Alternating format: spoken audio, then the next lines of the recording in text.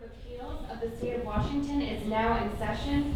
Judge Lisa Sutton presiding, also sitting, Judge Rebecca Glasgow, and Judge Ann Cruser. Welcome. You may be seated. Welcome to the Court of Appeals. Everyone present. We have 3 cases on the docket for oral argument this morning. The first case is Brian Cortland versus Lewis County, and there's also a cross appeal. Are the parties ready to proceed in that case? Yes, Your Honor. Yes. Okay. When you step up to the podium, because we are being recorded, please state your name and indicate how much time you are reserving, if any, for rebuttal. All right? You may proceed.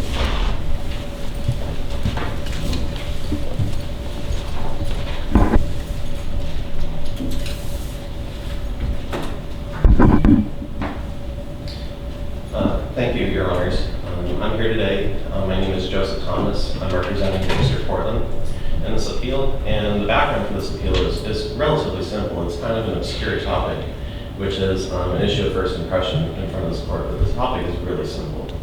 Are you reserving time? I'm sorry for Oh, yes. I'd like to reserve 8 minutes for rebuttal. Okay, thank you. And Mr. Cortland made Public Records Act requests under the Public Records Act. That's not disputed. He sent them to Lewis County. And he couldn't find out who to send them to in Lewis County because the agency that he wanted to send them to, the Lewis County Law Library Board, ceased functioning several years before. And he wanted to find out about the Lewis County Law Library Board. With good reason. It's a statutorily mandated agency under RCW 2724. In fact, RCW 2724-010 states that every county with a population of over 8,000 shall have a law library board. And the word shall means that it's mandatory, it's not permissive. It's something that Lewis County was statutorily required to do. And Mr. Cortland wanted to find out more about that. He had a hunch, he had an inkling that there was something wrong with the law library board. And like the purpose of the Public Records Act Mr. Cortland wanted to find out what was going on. This was a Public Records Act request to check on government abuse. Plain and simple. And what happened is what makes this an issue of first impression. Lewis County responded to Mr. Cortland's request. In fact, former Lewis County Chief Civil Deputy Prosecuting Attorney Glenn Carter responded. But he didn't respond on behalf of Lewis County. He responded on behalf of the Superior Court, Lewis County Superior Court.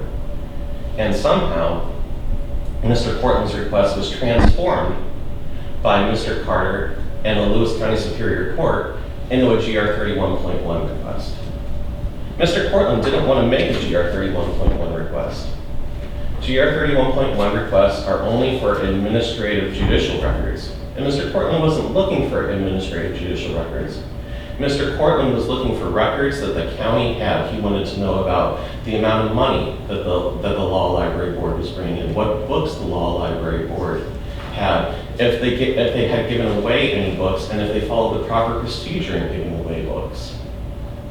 These weren't administrative records into how a court functioned. These were administrative records into the law library, the Lewis County Law Library, which falls under Lewis County. The trial court correctly ruled that Lewis County violated the Public Records Act.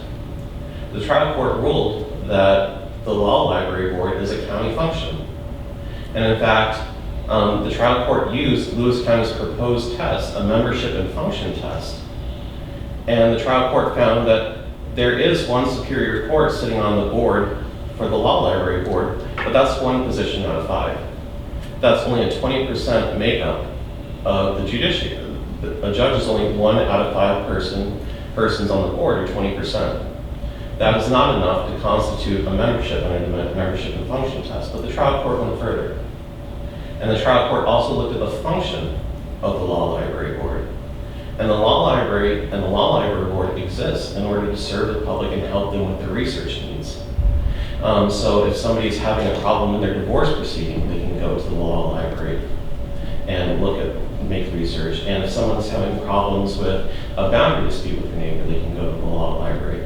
And in fact, judges aren't supposed to give legal advice to people coming in front of them. And so it wouldn't make any sense for it to be a judicial function. because people are going there to pursue their research needs and to possibly get legal advice from the books or whoever else may be there. And so Lewis County is going to challenge that today in their cross appeal.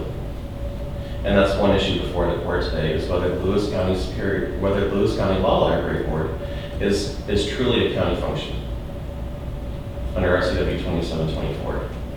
And that's the initial question that you're going to be faced with today. Is this a judicial function, or is this a county function? And then after that, we can explore the penalty, because Mr. Cortland's appeal says that the trial court erred in calculating the penalty, but until we know whether the Lewis County Law Library Board is a judicial function, it doesn't make any sense to go to the penalty and talk about the penalty. So let me talk about more why this is a county function. Just looking through Chapter 2724 RCW, which is the Revised Code of Washington, the heading for that section is for county law libraries. And I think it's telling, just on the plain language of the statutory section, that says this is a county function. This isn't the legislature didn't put this under Title II of the Revised Code of Washington, where most of the judiciary is. They put it under 2724, and they labeled it a county function. So it's just by looking at the title and the placement of the statute, it should be clear that the legislature intended this to be something different than the judiciary. And then also, looking at the plain language of each of the sections, the only thing about the judiciary that's mentioned in 2724 is that there's going to be a judge on the board of the Superior Court, and that judge is an ex officio. And so it passes down with each office. And the judges can appoint one of their own, but there always has to be a judge on there. And that's the only time that it mentions the judiciary. But it does talk about the county's responsibilities. And there are plenty of examples about the county's responsibilities. For example, in RCW 2724.010, which I already mentioned, it says that the county must have a law library board if there's more than 8,000 people in that county. And then 2724.020 talks about the composition of the board. And again, there are 4 members. There's 2 private attorneys. There's a Superior Court judge, or I think there's 3 private attorneys, a Superior Court judge, and a county official on the law library board. And so the vast majority of the people are non-judicial in nature. So Lewis County even admitted that they could get these documents during the trial court, but they chose not to. And it's because Lewis County did not want to admit that they were breaking the law. So during the penalty, after there had been a decision by the trial court, a written order on the merits about whether or not Lewis County violated the Public Records Act, and the trial court found that Lewis County violated the Public Records Act. I think you're past your time. Is he into his rebuttal? He said just for Just so you know. Okay. You're into your 8 minutes if you want to reserve. I'll come back. Thank you. All right. Thank you. Mr. Thomas. Mr. Eisenberg. Eric Eisenberg for Lewis County. May I respectfully amend my request to reserve 2 minutes for rebuttal, please?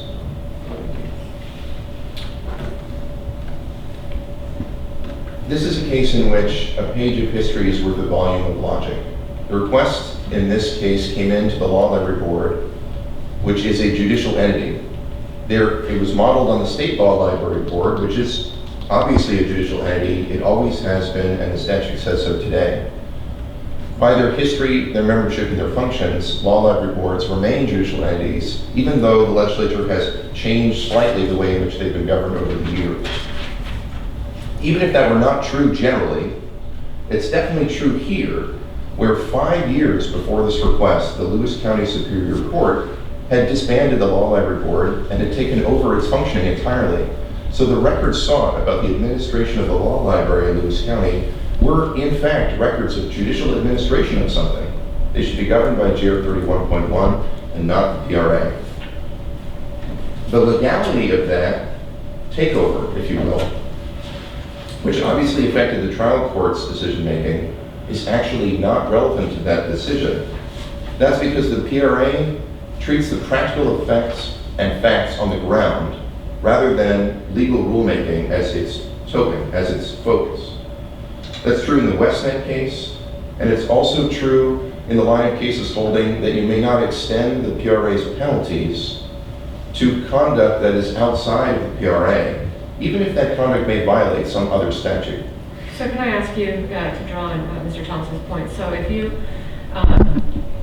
if Lewis County had, for whatever reason, let's not concern ourselves with the reason, had decided to transfer, let's say the sheriff had decided to transfer all employee records of the sheriff's office to Bellingham, the city of Bellingham. Hey, I'd like to hold these for me, city of Bellingham. And a records request comes into the sheriff's office of Lewis County for all of their employee records, and they say, those are actually being held by the city of Bellingham. And let's say that that's unlawful. But that the city of Bellingham provides every single record that's requested to the requester. Does the requester have a cause of action against Lewis County or not? Well, certainly not. Does my question make sense? So Okay. that question is almost identical to the facts of the second case before you this morning, and the answer is no. If the requester gets all the records they requested because the person to whom they requested them, the agency, manages to acquire them from wherever they are and give them out, then the PRA is satisfied. So But- let's amend my question then. I'm sorry, go ahead, finish your answer. To amend your hypothetical to make it more like this case, imagine that the sheriff's office, it doesn't make a ton of sense for the sheriff's office, but if the sheriff's office ceased to exist and the records related to its former activities went to some other agency, let's say at the state, like say there was some local archives agency, it ceased to exist and the records all went to the state archives. And then you sent in a request to Lewis County to that former agency that didn't exist, and Lewis County's response was, that agency is gone, all those records are at the state archives, please ask for them there. Then that would not violate the PRA, because the successor agency is the appropriate place to go looking for those records. In practical effect, where those records are held, the agency that has access to them, is making use of them, etc., that would be the state agency.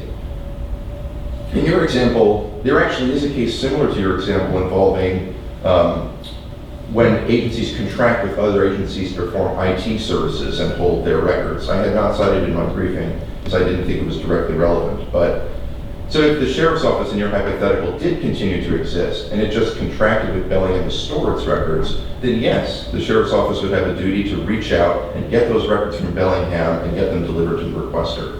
The difference here is that the law library didn't exist anymore.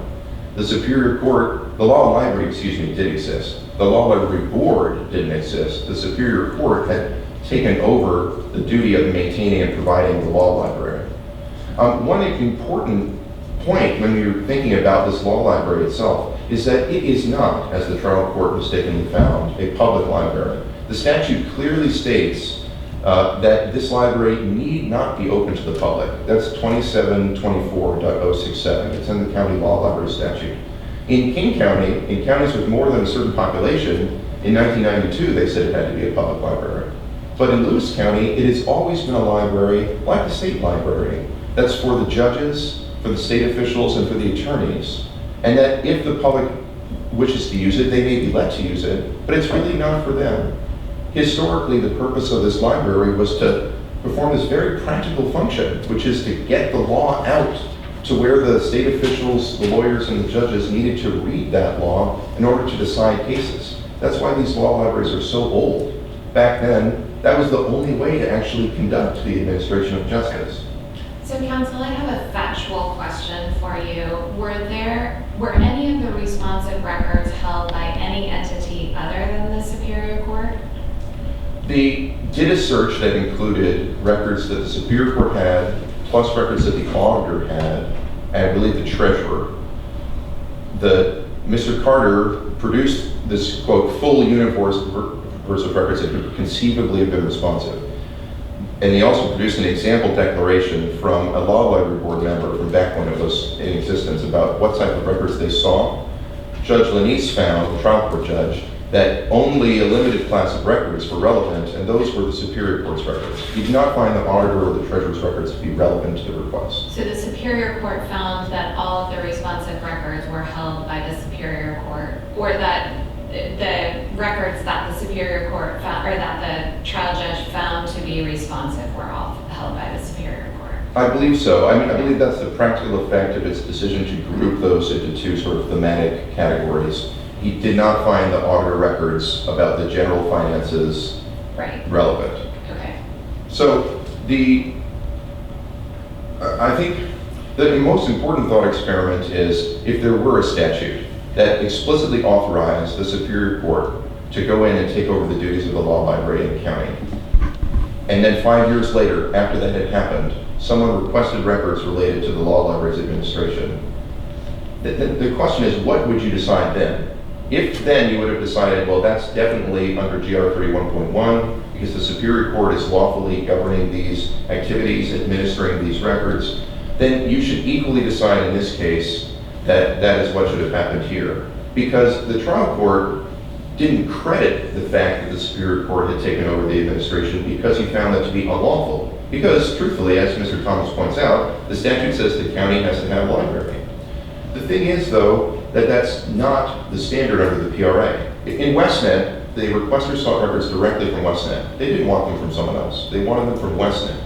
And the government in that case defended on the theory that WestNet, by its interlocal, by its governing legal document, was not a separate agency. It wasn't supposed to keep its own records. The constituent agencies were supposed to do that. They should have been responding. The Supreme Court rejected that argument. It didn't care about the de jure limitations on WestNet. It cared about the practical way that WestNet operated. It said if it's actually operating like an agency, if it's actually storing its own records, then it needs to be responding. And the hidden undercurrent in that case is that if WestNet were doing stuff that's outside of its interlocal, it would be acting unlawfully. But that doesn't matter. What the PRA cares about is the on-the-ground application. Similarly, So I'm sorry, what you're saying is that, we're using a silly example, I know. If the sheriff's office in Lewis County disbanded in contravention of the law, didn't destroy their records, they sent their records to, I don't know, the state AG or to the state patrol. So the records themselves were preserved and held by another agency that's subject to the PRA, but Lewis County itself violated the law by dissolving its sheriff's office. So, and then when Lewis County gets the complaint served, they say, well, we don't have the records, even though we violated the law by dissolving the sheriff's office. The records are held elsewhere and they can be obtained, and so there's no harm. Is that what you're getting at? Is that there may be harm under some statute other than the PRA. okay? Yeah. So there's no PRA harm. There's a different harm. Correct. And that's the teaching of that line of cases, starting with the BIAW case through West. West is really the key case there, because in the BIAW case, the holding was there's no evidence that they destroyed these records in anything other than compliance with the law. But in West, the agency admitted, self-consciously admitted, they hadn't destroyed them in compliance with the law. It was an accident. They had been migrating those files from one form to another, and they lost them. And they didn't exist by the time of the request unlawfully. Not intentionally unlawfully, but unlawfully. And the court's holding was the PRA does not punish violations of the record retention statutes. The record retention statutes have their own penalty for that. They don't provide for a private cause of action, and you should not import one from the other. Now, that is not as explicitly stated and analyzed out in West as it is in the unpublished cases that follow, which is why I've cited them. I wish one of those was published because it seems like an important point. But the idea being, the analysis was the legislature explicitly provided for certain penalties in the PRA, very stiff ones. They did not put those penalties in other statutes. You should not graft these penalties onto other statutes. So here, if it was illegal for the Superior Court to take over the law library because of the county law library statute saying you had to have a board, that is outside the PRA, and you should not use the PRA's penalties as a stick to whack Lewis County for that. That imputation was definitely present in this case. Glenn Carter wrote his response. You'll see it. It's in the brief side. It's in the CP. He wrote it on behalf of the Superior Court, and the trial court imputed the Superior Court's response or denial in that circumstance to Lewis County. There was an initial tussle about whether they sued the right person, but the Superior Court said, no, you weren't allowed to get rid of this county agency and have the court take it over. Therefore, I'm imputing the Superior Court's denial to the county, and I'm holding the county responsible under the PRA with these penalties. That's the reasoning that is foreclosed by the BIAW line of cases. There's much more to be said, but time is running short. So I'd like to say, Your Honor should reverse and hold that the county law libraries are judicial, or at a minimum, in the specific circumstances of Lewis County, where the Superior Court had actually been doing this for 5 years, that here the records sought were judicial. But if you disagree and you decide to affirm on that point, you should also affirm the rest of the trial court's analysis. Because but for that first mistake, Judge Denise's opinion below is actually quite reasonable. He had the discretion to consider the records. Lewis County provided extensive briefing about what their import was. Plaintiffs did not. I see that my time is up. Thank you very much. Thank you. All right, Mr. Thomas. Thank you. Can you confirm how much time is left for rebuttal? He has 6 minutes and 11 seconds. Okay. Thank you. So I'd just like to clear something up, or I'd like to actually just start where I left off. So first of all, Lewis County admitted that they could produce these records. So if we skip forward to the penalty hearing, part of the Yusufian penalty framework is whether this will happen again, and whether the agency needs to be deterred. That's the word that they use in the Yusufian analysis of deterrence. And I want to draw your attention to analysis in our response brief about this. And this was the second brief that we filed because the trial court engaged in a conversation with opposing counsel during this, and about whether deterrence was needed and whether or not they were going to comply with the Public Records Act in the future. So let me paint the picture for you. There's a violation already found. That was at a previous hearing, and that Lewis County violated the Public Records Act.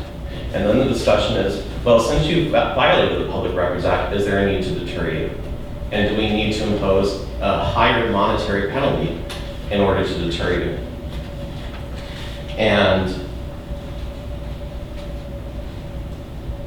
so Mr. Carter said at the bottom of page 6 in our response brief, quote, and this is Lewis County's attorney of record speaking to the trial court, quote, what we did with respect to the subsequent Law Library Public Records Act requests that were made by Mr. Cortland in September 2016 and October is that we went ahead and provided the documents. And that's BRP2 at page 26 and 27. The court responded, and that was my understanding, but for the purpose of making sure that the record is clear here, at this point, unless and until an order is reversed or somehow mooted, you're responding to public records requests as they come in.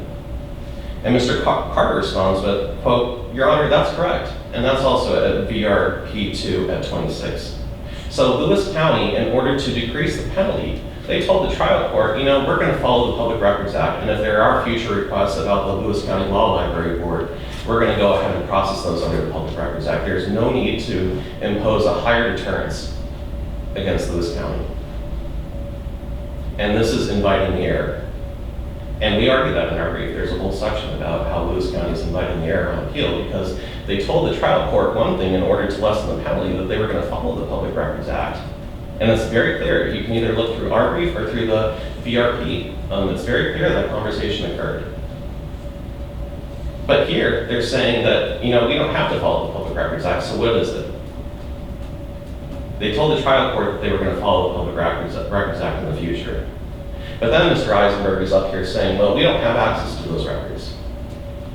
And he says in his oral arguments to this court that these records have always been held by the Lewis County Superior Court. And he said that there was a finding of that. There's not a finding of that.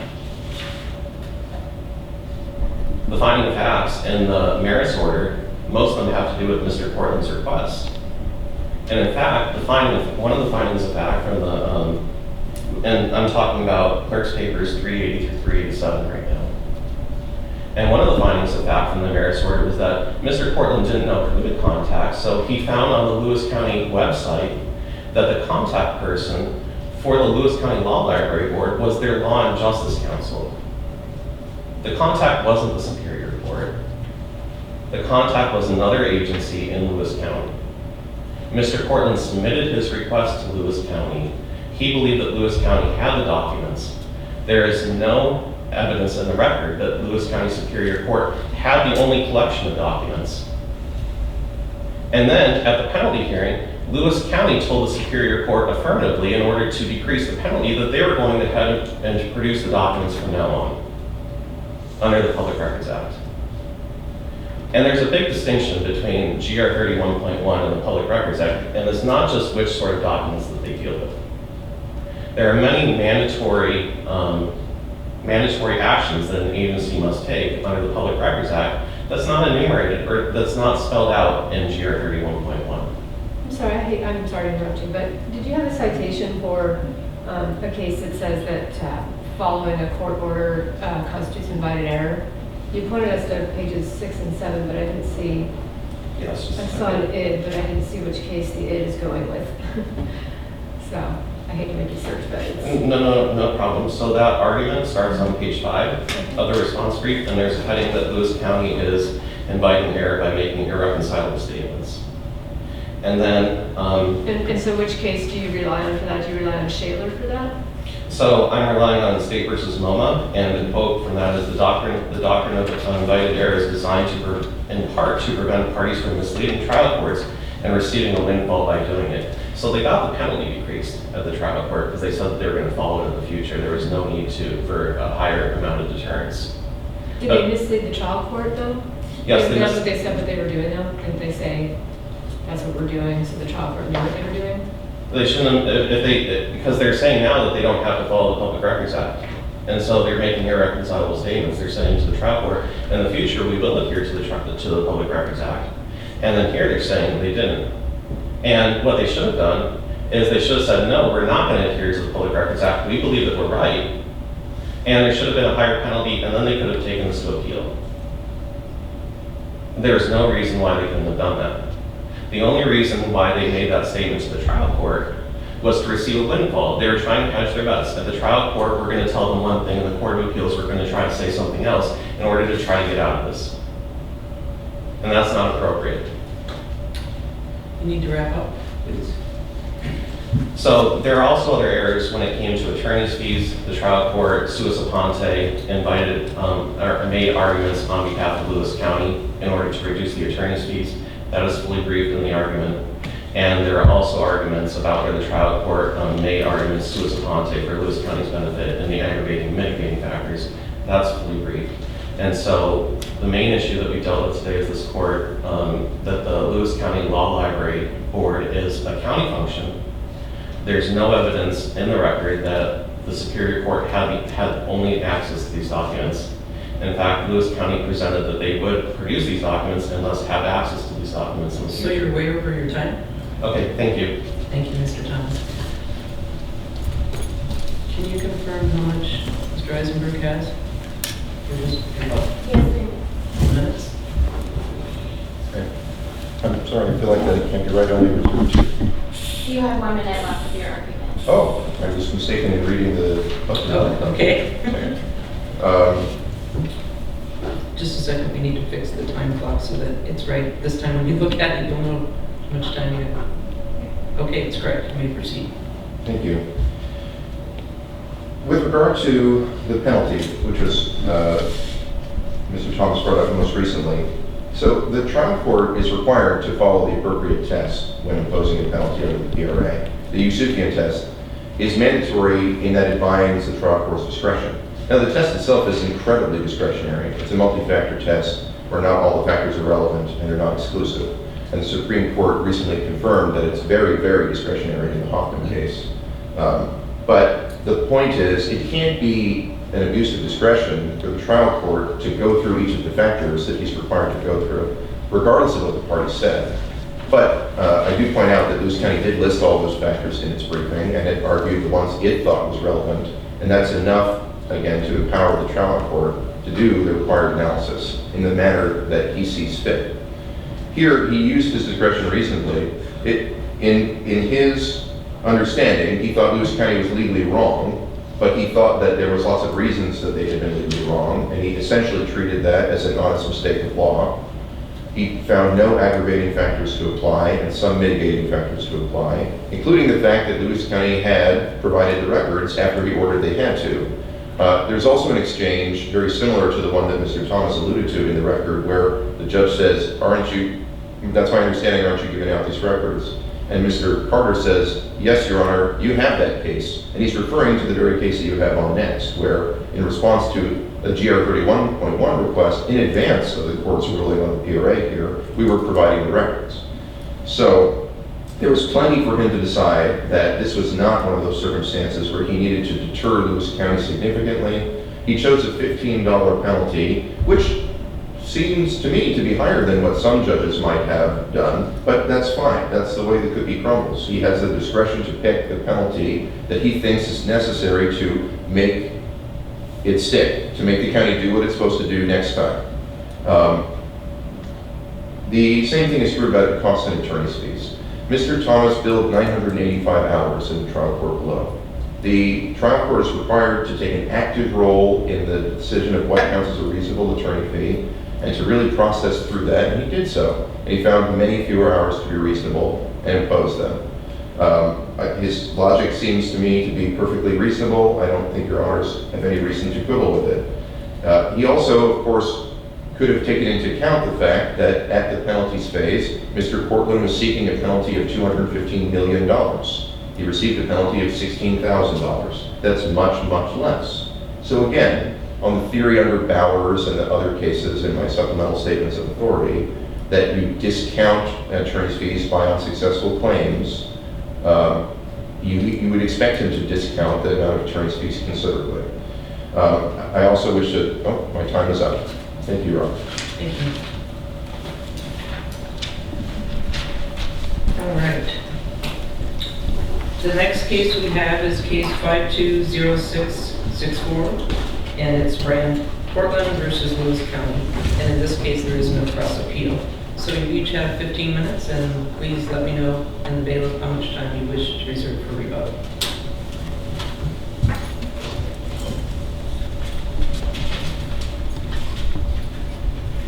Thank you, Your Honors. Again, my name is Joseph Thomas, and I'm here on behalf of Brian Cortland. So, this case is very similar to the first case. And in fact, this case picks up where the first case left off. So Mr. Cortland wasn't receiving any answers to his public records request about the Law Library Board, and he was becoming more and more concerned. He thought that public funds were being diverted for an improper purpose. Funds that should have been spent on the Lewis County Library Board were being spent somewhere else. So he made more Public Records Act requests, and this is what a responsible citizen does to try to, this is the purpose of the Public Records Act. If there's suspected wrongdoing, the public deserves to know what the government is doing, because the government works for the public. So Mr. Cortland submitted more Public Records Act requests. The difference, though, with this case is that instead of Lewis County responding, we skipped over Lewis County completely. Lewis County just forwarded these requests to the Superior Court, and the only communication that Mr. Cortland received was from the Superior Court. So Lewis County completely abdicated its responsibilities under the Public Records Act.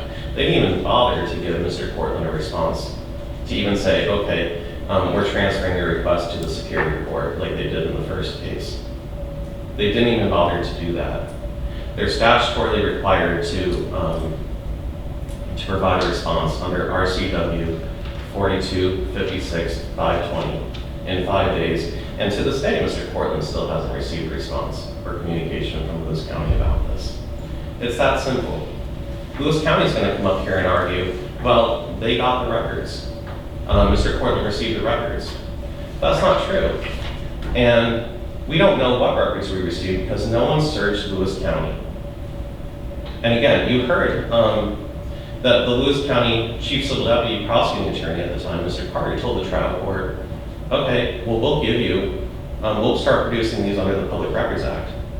But still, there was no search at the trial court. There's no, the record is absent of Lewis County ever performing a search to see if they had any different documents or if anything else would turn up.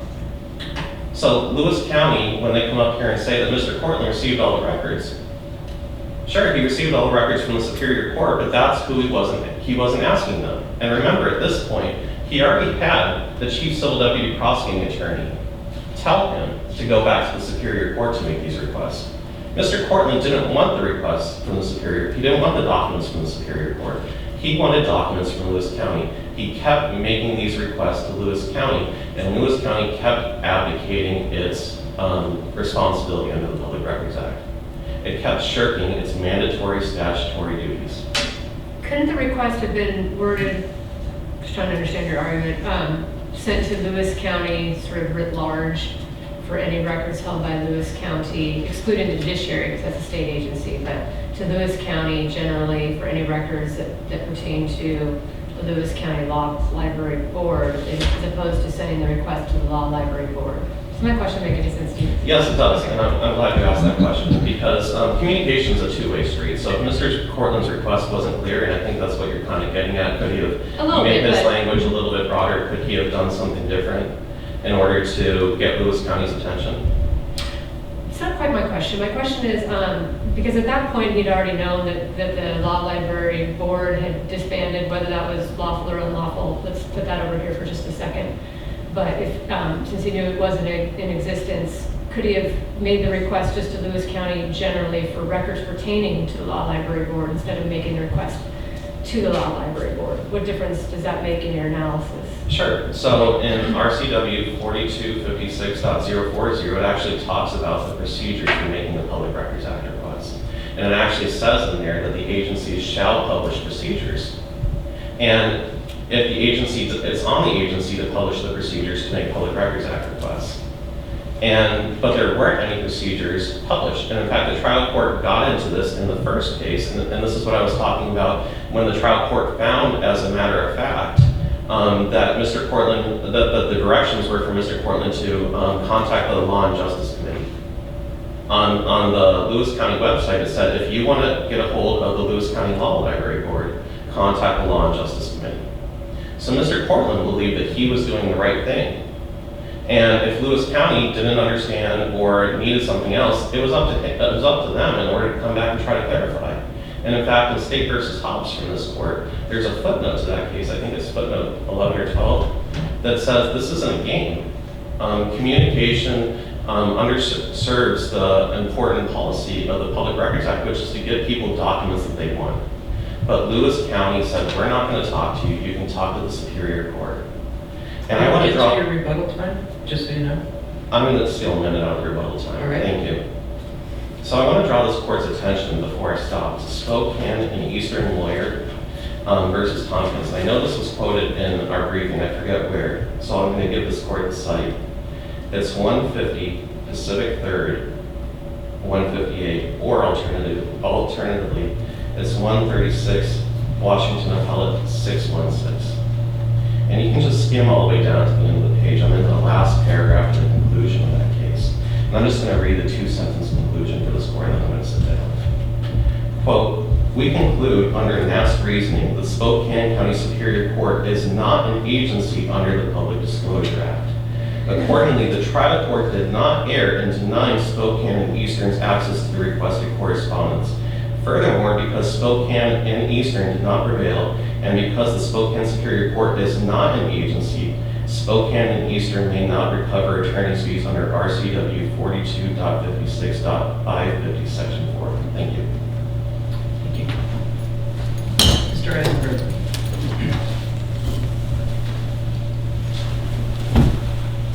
Thank you, Your Honor. How much time for rebuttal? There's no cross appeal in this case, so my understanding is that I don't have the right to serve. All right, great. Thank you. Eric Eisenberg for Lewis County. May it please the court. So the most important fact in this case is the trial court's finding, unchallenged here, that Mr. Cortland received a timely and complete response to each of his requests. That is the key principle of the PRA, which is about access to records. So counsel, can I back you up for a moment to the point when the public records request was received?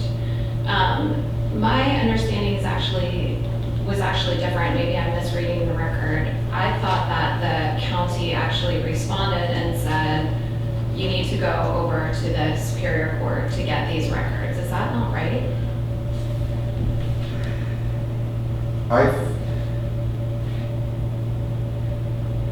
So let's It's just possible that assume, there was a response of that type. I know that Mr. Carter, who again had been asked to help the Superior Court, who was also a county employee, which lends ambiguity, ultimately provided the responses from the Superior Court as well. So it's possible that there was an initial contact with some employee in which they said that, and then he received the Superior Court's response. I will have to submit a supplemental to the record on that.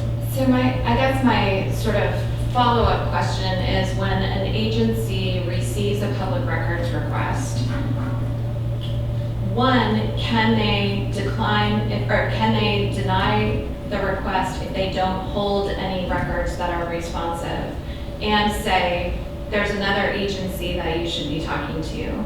Is that one legal option under the PRA? Then the second part of my question is an alternative legal option to pass the public records request along to the agency without doing anything else, without responding? And by the second agency, I mean the one that holds the records.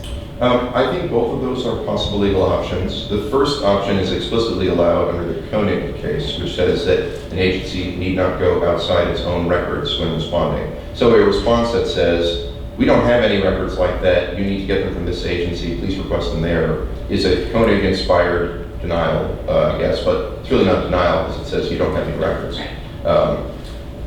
It is a final response, however. Passing It's it, not a denial? it is, if it turned out that you had records and you were wrong, it would be a denial. If it turns out you're right and you had no records, it's a response under the prompt responses required statute, but it's not a denial of access to any records because you didn't have any records. Isn't it a denial of the obligation to produce records?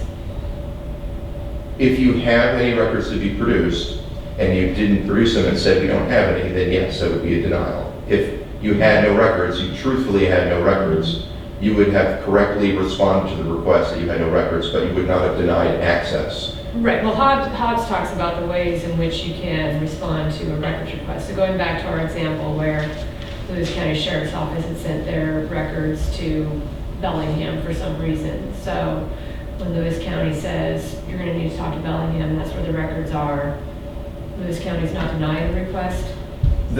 So I think if you think about how the lawsuit would come in, the requester would allege Lewis County does have records. They denied me the access to those records. That would be the claim before the court, an alleged denial. If after discovery and fact-finding you determined that no records existed, the court would find that you properly responded to the request and that you had not denied access under the penalties provision that permits costs, attorney's fees, and penalties to be imposed for denials of access. They would find that you had correctly responded to the request, which is another way you can get costs and attorney's fees, because you would have correctly responded that you had no records. So Hobbs's use of the term denial, is talking about what facts might give you a cause of action, and it's talking about those in a way that might not yet be determined in the actual case. In this case, there is no denial. Getting back to your second question, can you hand the request off to another agency? So if Lewis County Department of Community Development were to receive a request for records related to something that's handled by the Lewis County Department of Health, and they were to hand that request to the Department of Health, and the Department of Health responded with the appropriate records, I believe that Lewis County would have correctly responded to that request, because the point of the PRA is to get access to the requested records. One way of looking at that is to say that the Department of Community Development obtained the response, including the requested records, from the person who had them and provided them. So what if you have two different agencies under the county umbrella, and so a request comes into the prosecutor's office, the prosecutor says, we don't have these records, but I know the sheriff's office has them. And rather than responding and saying, go to the sheriff's office, they pass the request along to the prosecutor's office. So you've got two independently elected officials. In theory, you've got two agencies. Is that response proper or potentially proper under the Public Records Act? I believe it is for two reasons. First, exemptions and things of that nature under the PRA are discretionary. You usually, maybe always, under the PRA at least, have the option of providing more records and not holding back records, because the point, again, is to further public availability of records. The other reason that it's allowable is that the PRA says you can satisfy a request by, quote, providing the records, unquote. And if the prosecutor arranges for the sheriff's office to provide the records, then the act is satisfied. And that is, I think, precisely what happened here, that Lewis County had already put Mr. Cortland on notice that Superior Court had taken over this entity and that it opined that it was part of the Superior Court.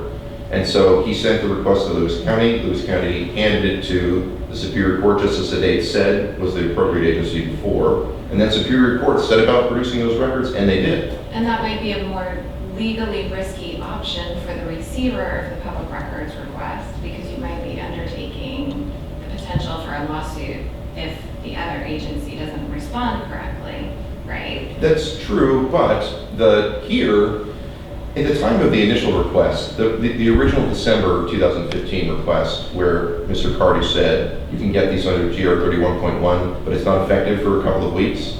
So they had already offered to produce those records under that other rule, and it would seem antithetical to the purpose of the PRA not to actually do it. I mean, the point is that Lewis County and the Superior Court were not attempting to hide the records. They just wanted to give them out under the theory they thought applied.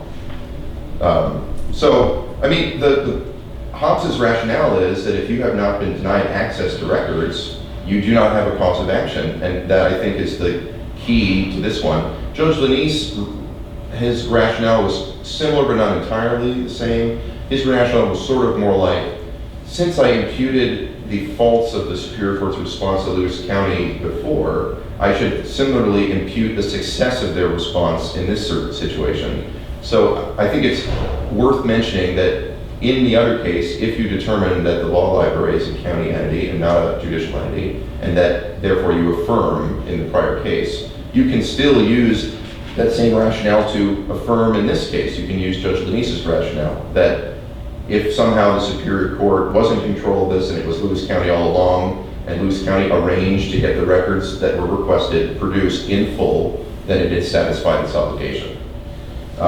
One thing that I think is important to that is the Ackerman case, that the legal theory by which you produce the records does not really matter. You can be wrong about the reason why you're giving someone records, but if you actually give them all the requested records, you have satisfied the act. Now, that's not precisely what Ackerman says. That's extending Ackerman to these facts. Ackerman is actually about whether you have to give an explanation of your time estimate, but the analysis is perfectly identical here. So Ackerman's analysis is the PRA explicitly says you need a written explanation for your denial. It says you need a reasonable estimate of time, and it does not say that you need a written explanation. Therefore, in the same statute, because we're talking about two provisions of one statute, that must be a meaningful difference. No written explanation of the time estimate must be required. It must be reasonable. You could litigate on that, but no written explanation is required. So too here, no written explanation of the rationale for your production of records is required either. It says provide the records. It doesn't say provide the records with a written explanation as to why you get them. So if Lewis County was the person in charge of responding, and if they were wrong in saying that GR 31.1 was the means to get the record out, that wrongness in verbiage does not actually mean they would have violated the act, provided they give out all the right records. Again, keeping your eye on the prize. The point of the PRA is to get the records to the requester. So if you do that, the act is satisfied. That's why the statute says you can satisfy the request by providing the records, full stop. There's a lot of discussion about whether this type of reasoning would undermine Nask v. Michaels and the idea that the judicial agency is not a PRA agency. I don't think it does any violence to them at all. The Nask v. Michaels and its progeny are about whether the PRA extends to judicial agencies so that you're entitled to get their records for a PRA request. It doesn't reach the question of whether, if you happen to get those records, that there's any problem with that. As we discussed in your second hypothetical, perhaps you would be going above and beyond what the PRA requires, but if you provide all the records requested, that's what the act is for. And so you haven't violated the act by getting records, even records outside the scope of the PRA. That's similar in many ways to the idea that records could be clearly exempt under the act, and you can still give them out because those exemptions are discretionary. You can always err on the side of getting the records to the requester. That same rationale really applies to the search as well, which uses almost the same type of analysis. Again, there is actually no particular provision in the PRA that directly says you need to do an adequate search for records. That's a gloss on the PRA that the case law has taken from FOIA law. They talk about the duty to search as being part of your duty to search for, to respond to requests and to provide records. You can't possibly do that if you don't do an adequate search. So the failure to do an adequate search is a denial of the records or a denial of the right to a proper response. But again, if that's the key then the appropriate language is in the same statute. It's in the prompt responses required statute that says that you can comply with the PRA by providing the records. So in that sense, it wouldn't really matter who did the search as long as you provided the records. So counsel, how do we know in this case, under this record, that the county didn't hold any records under its record retention that were not held by the Superior Court? Well, Like, how do we know the county didn't have any responsive records, sort of independent from the Superior Court? as a formal legal matter, you know that because the trial court found that he received a timely and complete response to all of his requests, and there was no evidence that there were other documents that he didn't get. Okay. And So that's not challenged then on appeal? I don't believe so. I don't believe there's an assignment of error on that. And there is also, I mean, in a more broad sense, it is the plaintiff's burden to establish that they were denied access to a record. And here there's no record before the court below that there were records that he was supposed to have gotten that he did not get. That's actually relevant to the adequate search as well. When Mr. Cortland challenged the adequacy of the search, he did not propose locations that should have been searched but were not, or talk about types of records he thought he should have gotten but he didn't get. Instead, his sole challenge was, it's the wrong people doing the search. It was the Superior Court administrator doing the search. It wasn't the county's PRA person. In other words, he found the legal implications of the Superior Court doing the search to be what made it illegal. He didn't propose that it should have been done in a factually distinct manner. So there was actually no factual dispute about searching for the records appropriately. Again, I want to just make sure, because it is somewhat confusing because of the two cases, that you have the timeline, which is there's an initial request in the first case in December of 2015. There's 2 days later, there's the letter saying this is a Superior Court matter. You can request them under GR 31.1 that becomes effective in a few weeks. Then in August of 2016, extending on into September of 2016, is the second set of requests that's in this case, where the Superior Court provides the records. Then the two lawsuits actually follow on after that. When Mr. Carter, this is something Mr. Thomas brought up, when Mr. Carter represents in the trial court that you have that case, we provided those records, he wasn't saying we were going to provide them under the PRA and then later the county produced them under GR 31.1. The county had already produced them under GR 31.1. That's why he was saying, you have that case, we produced those records. I want to make sure that that was not a point of confusion. When you say the county produced them now, but I know we're bleeding between the two cases, but the records were held by Superior Court at the time of all of these requests. And so the county goes to the Superior Court and says, these records need to be provided, and Superior Court provides them to the county. Absolutely. I mean, from the county's Is that the factual? From the county's perspective, they were always the Superior Court's records. It was all the Superior Court who had access to and provided the records. But the trial court had ruled that that was wrong, and we were trying to comply with that order as best we could. I see that my time is up. Thank you.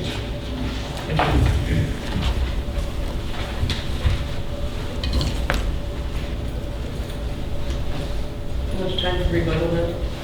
9 minutes and 48 seconds. All right.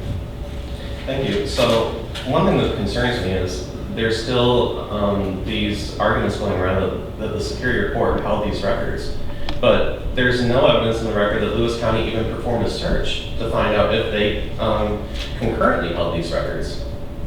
There is no evidence in the record whatsoever. So what is happening is Lewis County is coming up here and saying, absolutely the Superior Court held the records, and that's not in dispute because Mr. Cortland received records from the Superior Court. What's in dispute is whether Lewis County had records to produce, and they never performed a search.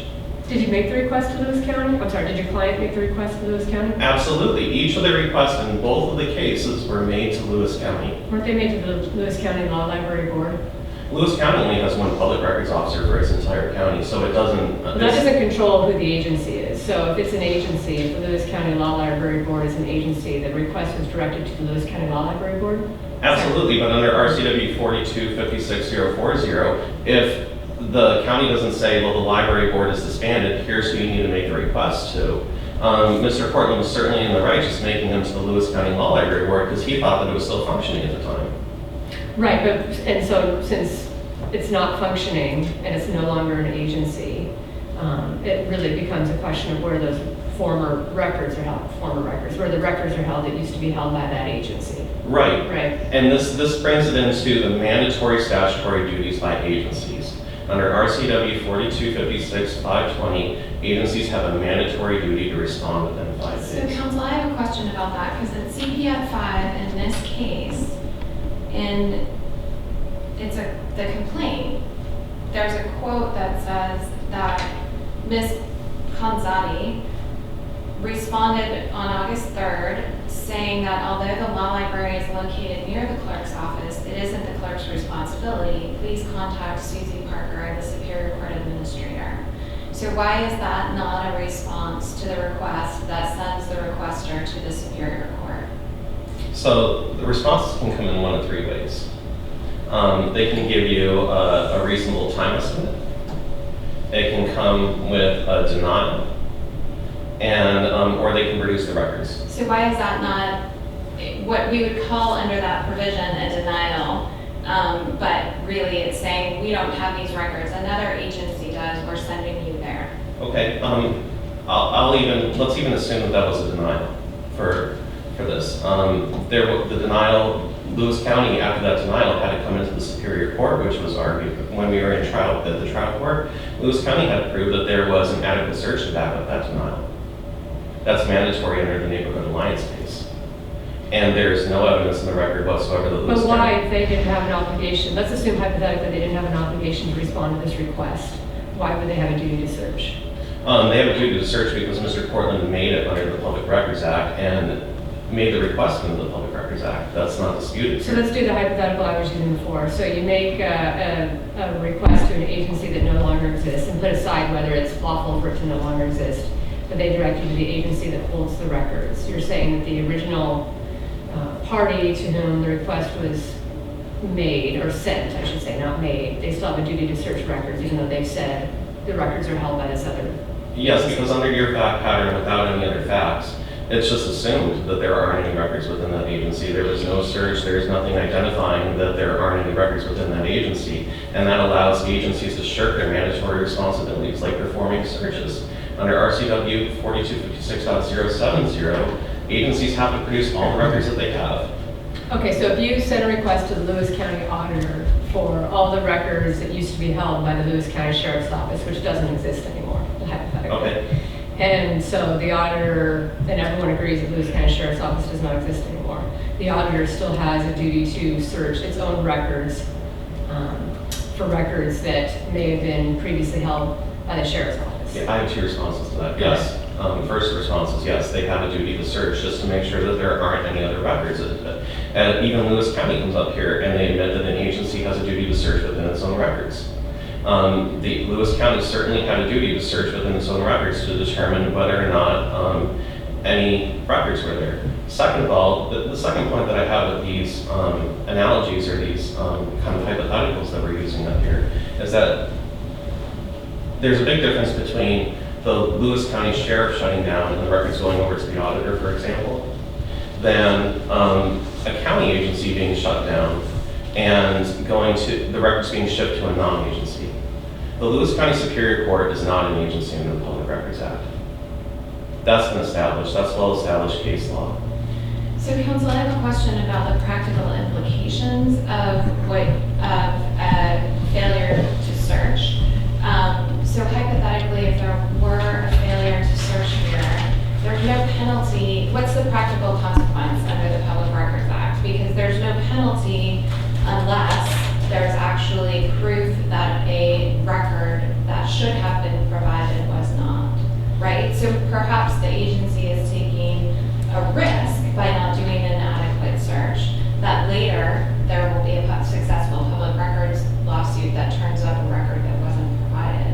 But I don't remember a case, and correct me if I'm wrong, where there were penalties solely for the lack of a proper search when there was no proof of a record that existed and was responsive but wasn't provided. So I would agree. We're jumping in front of we're putting the cart in front of the horse in order to talk about penalties right now, and that's why I specifically haven't talked about penalties today. We're only talking about whether there was a violation of the Public Records Act, and then if we do decide that there's a violation of the Public Records Act here, then we can talk about if there needs to be another search done within Lewis County to determine if there are responsive documents, and how we determine that penalty then. That's a conversation that we can have later. And I agree with Your Honor that I'm not aware of any case law off the top of my head about if there are no responsive documents, is there a penalty? But I would submit to this court that that's not a question before us today. The question before us today is whether Lewis County violated the Public Records Act.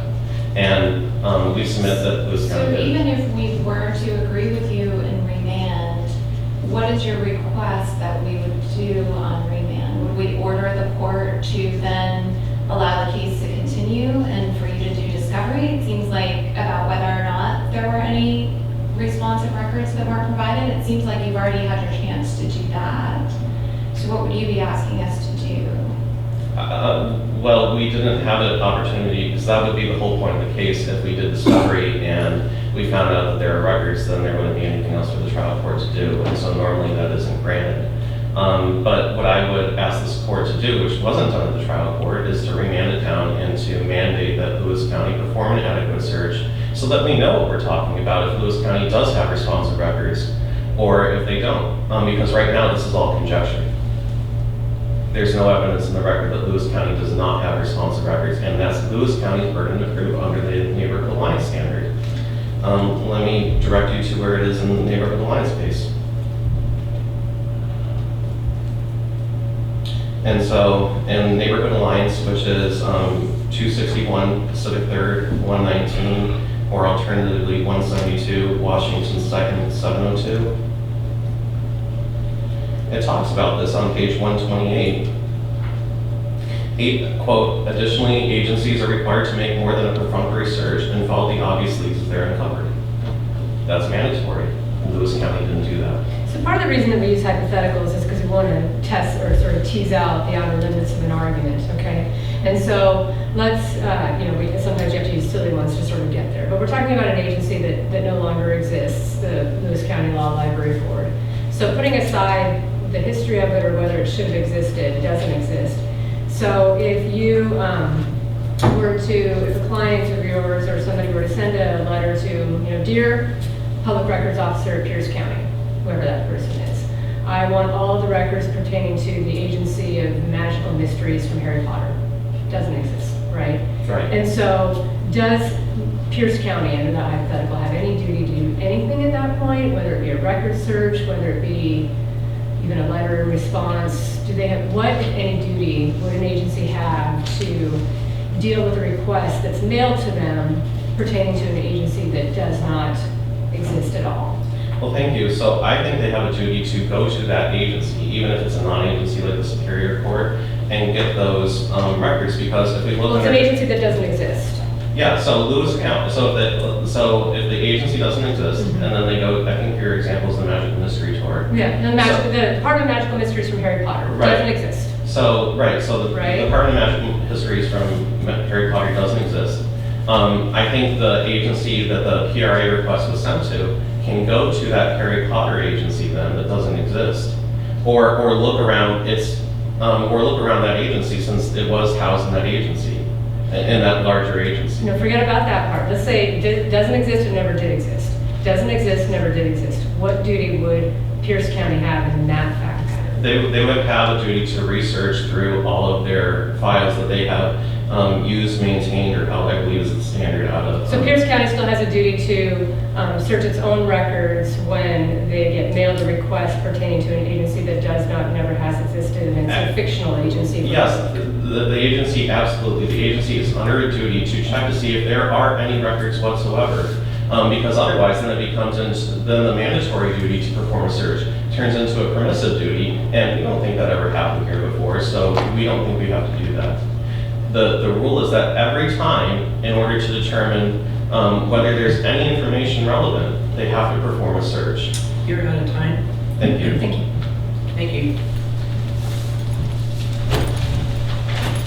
All right, thank you both for your arguments today. We're going to take a short 5-minute break before we start case number 3. So we'll be adjourned until we commence again.